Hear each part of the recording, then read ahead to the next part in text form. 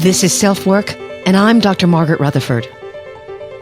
At SelfWork, we'll discuss psychological and emotional issues common in today's world and what to do about them. I'm Dr. Margaret, and SelfWork is a podcast dedicated to you taking just a few minutes today for your own self-work. Hello and welcome to SelfWork. I'm Dr. Margaret Rutherford. I'm a clinical psychologist out of Fayetteville, Arkansas. I've been doing this now for, 25 years. Yikes. And I started podcasting back in October, and I'm so delighted you've joined me. Today, we're going to be talking about the organization This Is My Brave. I guess she got the title from the saying, my bad. And so, my bad. So now it's My Brave. Jennifer Marshall started This Is My Brave, and I'm going to tell you of the story of how it began. It's a program that features people with mental illness talking about living with their mental illness. I actually participated in the local program of This Is My Brave a couple of weeks ago, and I'm going to tell you about my experience. Then I'm going to share with you my own story of living with panic disorder, and I met a stunning young woman named Caitlin McDowell. And I'm going to share excerpts of her piece as well. I was so blown away by her talking about living with her bipolar disorder. Then last but not least, we're going to read an email from a listener, and we're talking about the relationship of past trauma with perfectly hidden depression. I've had 3 episodes on what I term perfectly hidden depression, which is a syndrome of behaviors where someone is depressed, but they have created a persona that's almost perfect and hides their pain from the world and sometimes even from themselves. So we'll read that email and I'll give my answer.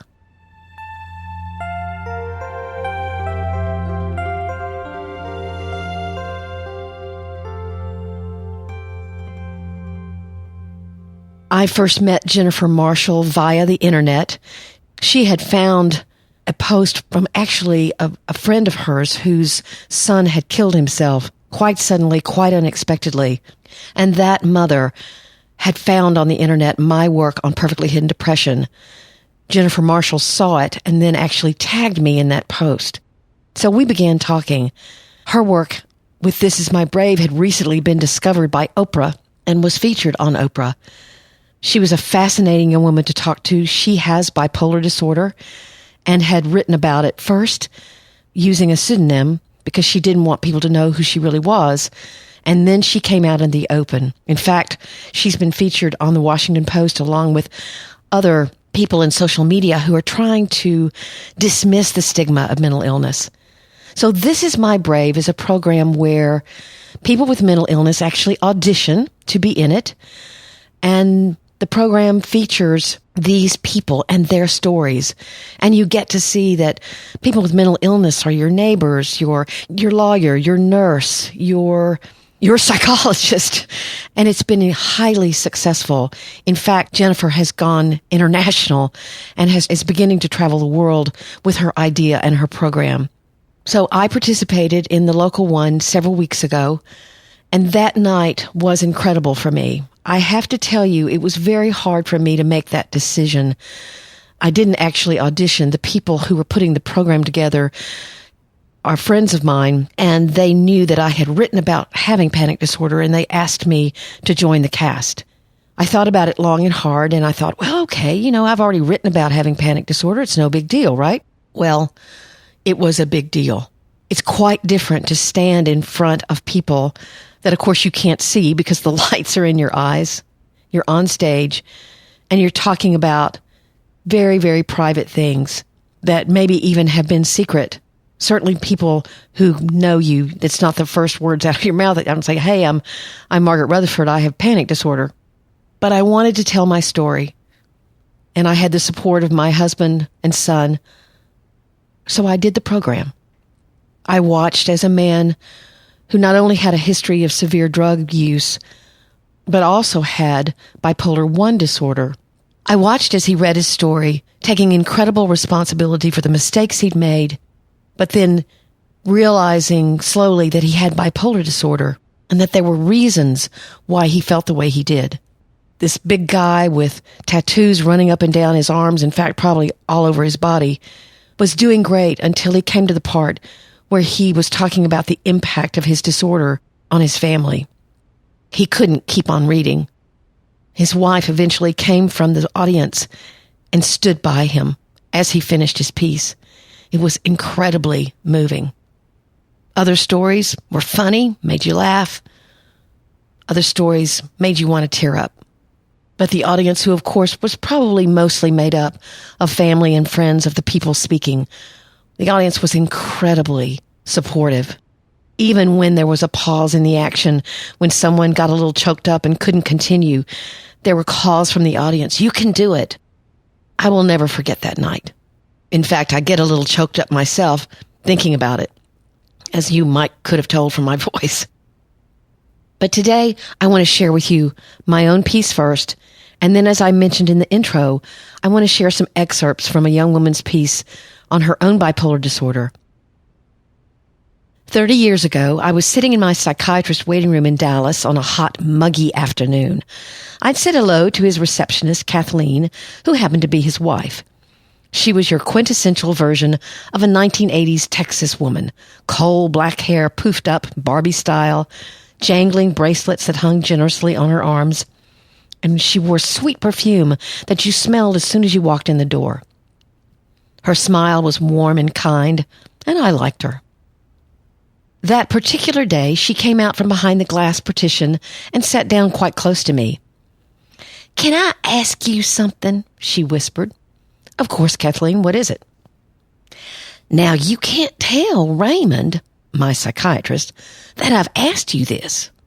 Okay. And there was a pause. "What exactly is wrong with you?"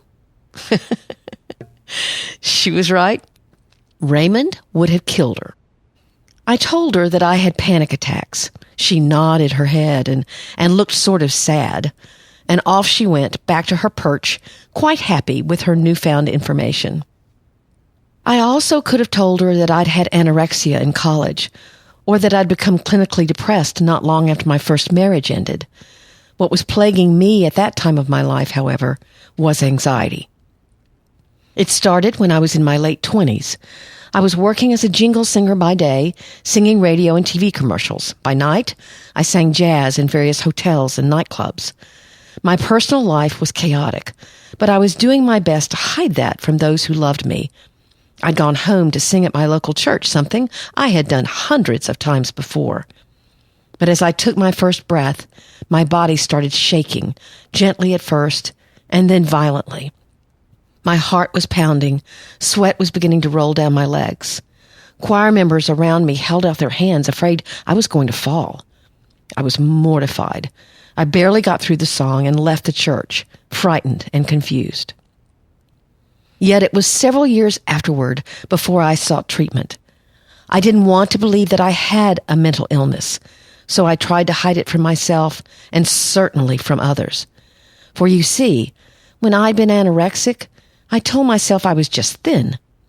When I'd become depressed, I'd rationalize that I'd made a terrible mistake and was simply unhappy. But anxiety was invading my life. Interestingly, I didn't mind so much the anxiety. It was the shaking. I hated that my anxiety, my vulnerability, showed. So I was in Raymond's office to get rid of it. I wanted it gone, out. I hated my panic. It embarrassed me. I never knew when it would emerge. Singing, performing, which all my life had been as natural as breathing in and out, had become frightening.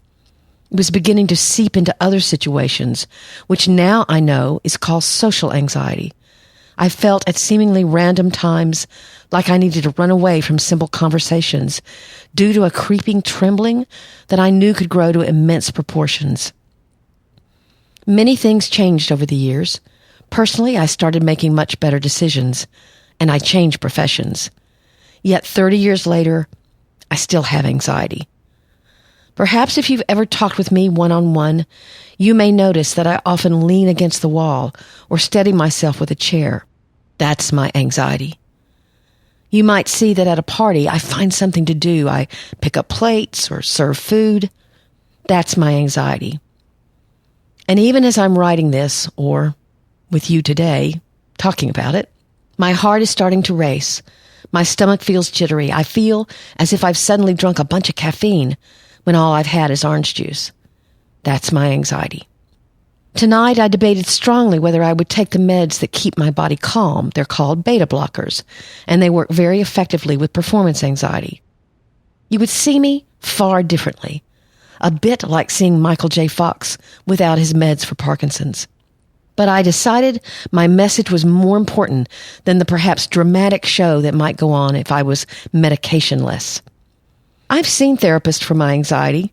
I understand the source. Part of it is genetic, as my mother suffered with obsessive-compulsive disorder, and a paternal grandfather I never knew had panic attacks. I struggle with perfectionism, and there's an ever-critical voice I battle inside my head. I'm much better, but I'm not cured. In fact, 2 years ago, I experienced the worst panic attack of my entire life. This time, while driving on the highway. I'd never had panic driving before, and it was horribly frightening. It was as if I'd developed a new strain of my illness with no immunity to its devastation. It's been another hill to climb, another opportunity to learn and grow, because you see, it does no good to hate my panic. That's what I've learned. It's as much a part of me as whatever competence I have. It's me at my most raw. It's me at my most vulnerable. But it's me, whether I like it or not. So my message is this. If you love someone with mental illness, love them for all of who they are, both their vulnerability and their strength. If you have a mental illness, understand that it does not define you. If you suspect someone has a mental illness, reach out to them. Don't allow preconceptions to prevent you from asking questions and trying to understand. I have a mental illness. I'm not always in control of where my mind and heart can travel. But if I accept myself, I can learn to lean into that vulnerability. I still struggle with body image, but I'm not anorexic. I get down from time to time, but I'm not depressed. My anxiety, we remain on a journey together. So that's my story. I have to tell you that I did not get through it completely without emotion, and the audience, as I said before, was incredibly supportive. I hope if you feel any way like I did, or if you experience panic or anxiety, that once again, you don't hate it, but you can accept its presence in your life and work with it. Prior to reading that night, we of course had rehearsals, and I met a young woman named Caitlin McDowell one day. I knew as soon as she began reading that her work was going to be important to hear. I contacted her after the performance.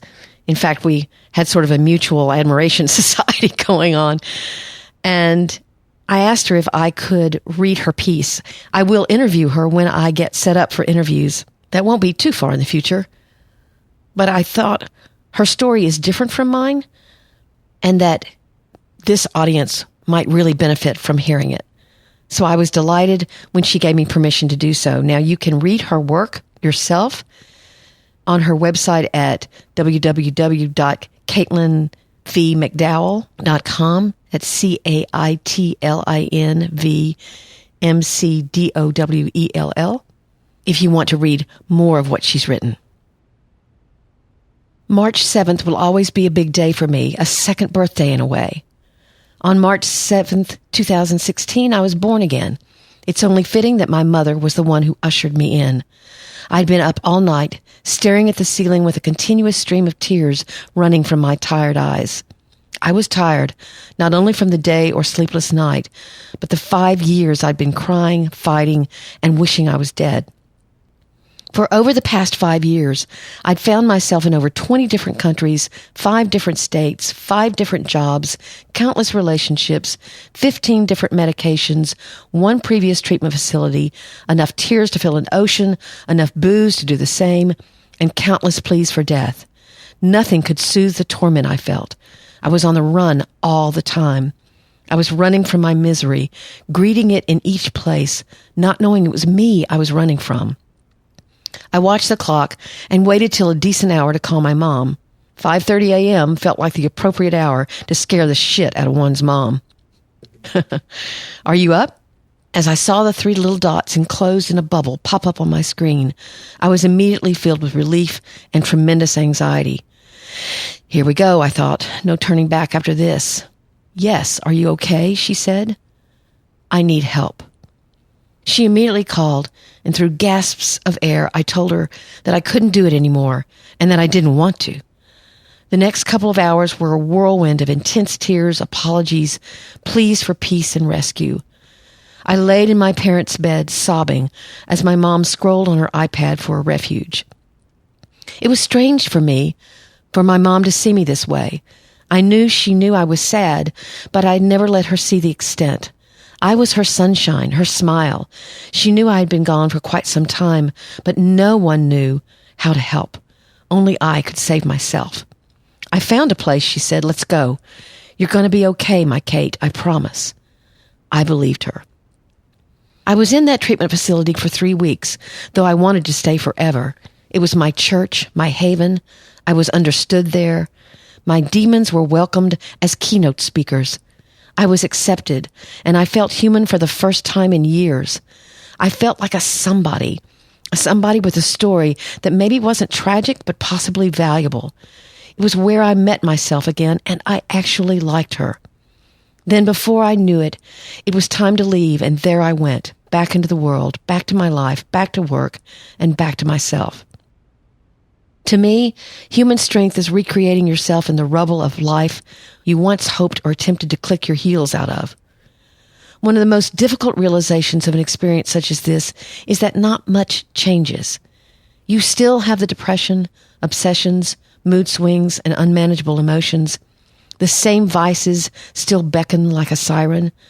People expect the same things of you, hold the same standard, and treat you as you were before. Everything is the same. You just gained a small toolbox of hope, tips, and tricks to lead a more stable, healthy, and sane lifestyle. I went to AA. I bought and skimmed every book I could find. I worked in my dialectical behavioral therapy workbook each night. I tried to learn how to meditate, and I hid. I hid because I didn't know how to be part of the world and stay myself. This new, okay self. The world out there threatened my sanity like a pack of vicious wolves. My 25th birthday was the day I decided to rejoin the world. My best friend, who had carried, dragged, and stood by me every day since we were 18, welcomed me back into the world with a cupcake, a single candle, and other small items that stood as a welcoming banner. I must say that amidst these grisly years, there were so many beautiful gifts. Amidst all the darkness, there was always an equal amount of light to guide me forward. For me, this was most often in the form of other humans, who, in my opinion, are extensions of God. When I left home for college, I met my best friend. Her nor I had any idea of what would lie ahead, but something knew that I needed the most special, loyal, true, and stable friend to walk alongside me. Callie dragged me around the world, helped collect the pieces when I fell apart, prayed for me as I cried, and uttered, "It's not always going to be this way," even when we were both not sure if that was true. She showed me love when I thought it no longer existed. This is true of her and so many others who crossed my path in these years. Now the story from here kind of plays in reverse. I did so well. I was on my recovery game. I was sure that I'd arrived. This is it. This is what normal people feel like. Then one day, about 3 months after treatment, the darkness came knocking, out of nowhere and for no reason. "It's time," they said, "to swing low. Don't you remember? You're bipolar." And like an abduction, I was returned to my cell. This isn't fair, I thought. I was doing everything right. I sat analyzing where I could have gone wrong. "You did nothing wrong," a voice said. "This is your destiny." "How do I get out?" I asked. "That's your purpose." The year continued like this, highs and lows lasting weeks and months at a time. When I wrote this anniversary letter, I wanted to say that I'd killed it. I wanted to say something like, "I landed my dream job. I found the love of my life." I achieved tremendous goals. I tamed my vices. I found home. I kicked my addictions, or I finally built a life. I can't. I can't say any one of those things. And because of that, I felt like I'd failed myself. I thought this year was going to be so different.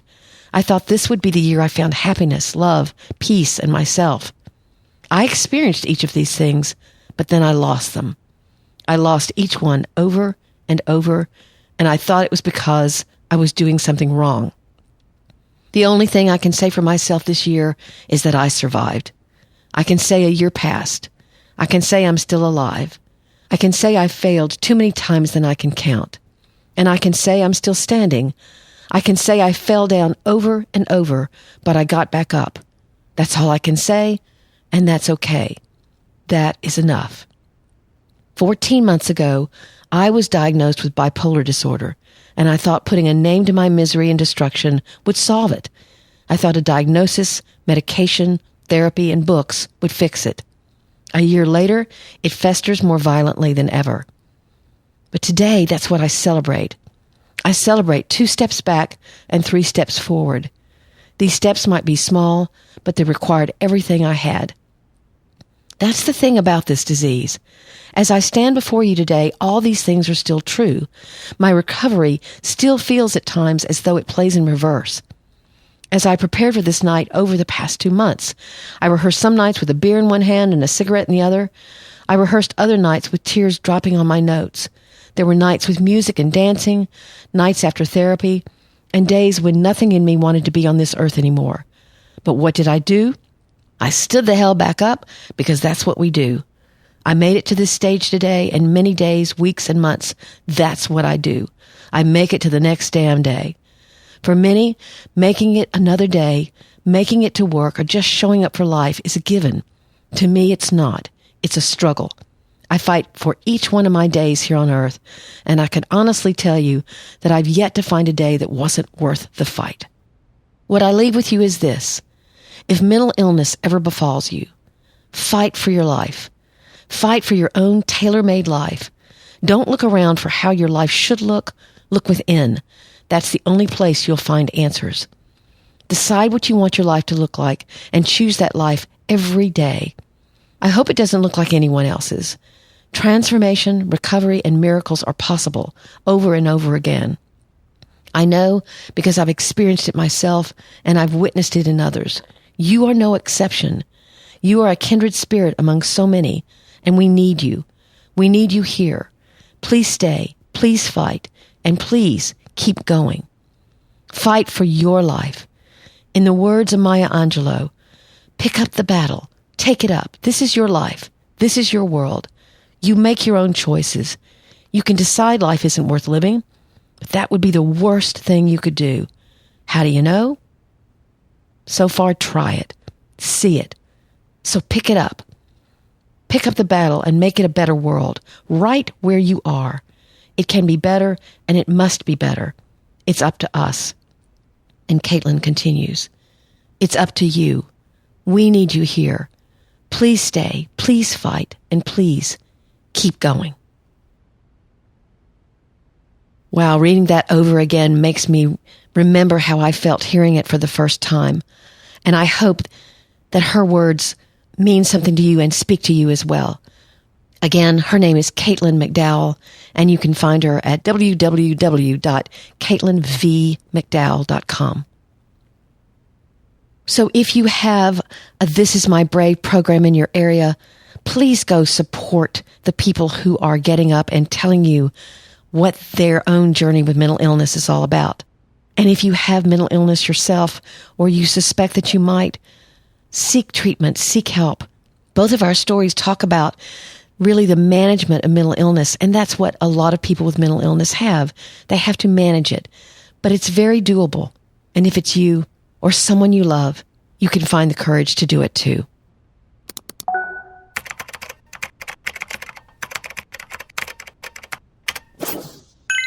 Okay, now we're going to be reading an email from a listener, and she heard me on the Sorta Awesome podcast, which is a great show if you haven't listened to it.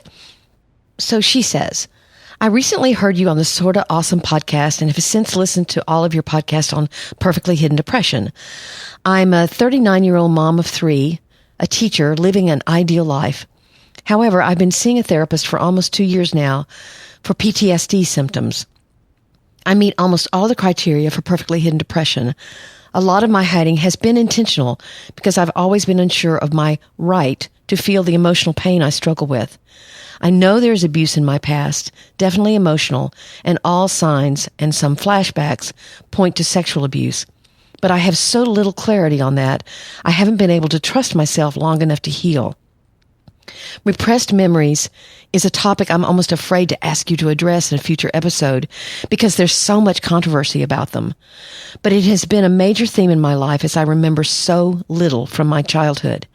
Anyway, I'm looking forward to your discussing the common causes of perfectly hidden depression, and I will do that in a soon-to-be podcast. I'm also wondering if depression in this syndrome is different than typical depression. It seems to be along the lines of pain from unresolved trauma. Would that be different than quote-unquote depression? Thank you for bringing this syndrome to light. In a 20-minute podcast, you summed up 2 years' worth of work I've been doing with my therapist, and you've reinforced all the things she tells me aren't healthy or normal. I've just been doing them so long, I thought they were. So there was a lot in this email that I thought was very interesting, and my response is this. Hi, you're asking me extremely thoughtful questions, which I so respect and appreciate. Repressed memories are controversial. My own observations may seem to contradict one another. For example, I'm trained in hypnosis and use it fairly frequently, but I'm uncomfortable with doing regression work. My common sense after working a lot with trauma is that if someone doesn't remember something, their inner wisdom may know it would be too much for them. On the other hand, I've also been trained in EMDR, which is eye movement desensitization and reprocessing. I've seen for myself how people can make mental and emotional connections that weren't in their quote-unquote conscious mind. It can be emotional for them, even very difficult. But EMDR helps them remember things differently, perhaps more totally. I consider myself still very much a learner concerning EMDR and want to use it more. I would also point out, and your therapist may have already done so, that where there's smoke, there's usually fire. I'm not sure why anyone fairly healthy, unless there was some exterior motivation or influence, would choose to make up sexual abuse. It doesn't make sense to me. Just a thought. In fact, I have a woman as a patient right now who also has these vague experiences, mostly body sensations and difficulties when trying to be intimate with her husband, that certainly suggests that she's been sexually abused, but she's really struggling with the idea of letting that be in her history. So one wonders, are the memories not becoming more clear because of the shame involved, or do they not exist? Certainly in my patient's case, I believe they exist. But back to my answer to her question. As far as your question about the depression part of perfectly hidden depression, the people I've interviewed have shared that their depression is very real. It's simply highly compartmentalized. They can feel suicidal, they can feel hopeless and despairing, and loneliness is one of the chief problems. And it definitely can be connected with unresolved trauma. That's very definite. I'm still gathering info from everyone I come into contact with about perfectly hidden depression, how they experience it, what made them identify with my criteria, how they might feel differently than what I'm actually describing. So you're welcome, but you've also helped me by asking these questions. I hope you'll keep listening.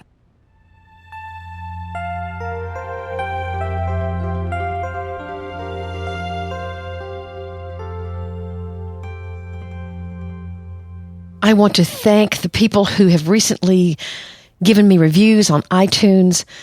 You know, people ask me sometimes if I still see patients because I blog and now I do this podcast. Yes, I do. I see between 30 and 35 patients a week. So getting some feedback about what people are really liking about this podcast motivates me. So thank you for those who took the time to do that, or just to rate it even, which takes 2 seconds. And there's a way to review on Stitcher as well. I'm not quite as familiar with that, but I know you can. So if you get a chance, I'd really appreciate it. There are lots of ways to contact me, and I invite you truly to do so. I'm loving that so many people are emailing me with questions or just comments about the podcast. Thank you so much. My email is askdrmargaret@drmargaretrutherford.com. My website, where I blog weekly, is drmargaretrutherford.com.